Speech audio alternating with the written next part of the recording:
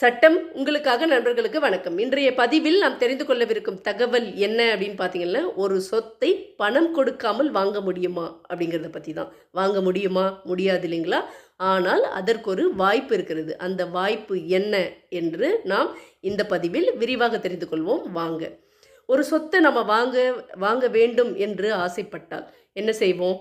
நம்ம பணம் கொடுப்போம். எதிர்த்தரப்பு அவங்க சொத்தை நமக்கு பதிவு செய்து கொடுப்பாங்க. இவ்வளோதான் நமக்கு தெரிந்தது. ஆனால் இந்த 2 விஷயத்துக்கு உள்ளார எத்தனை சட்டங்கள் அடங்கியிருக்கிறது அப்படின்னு தெரியுமா உங்களுக்கு?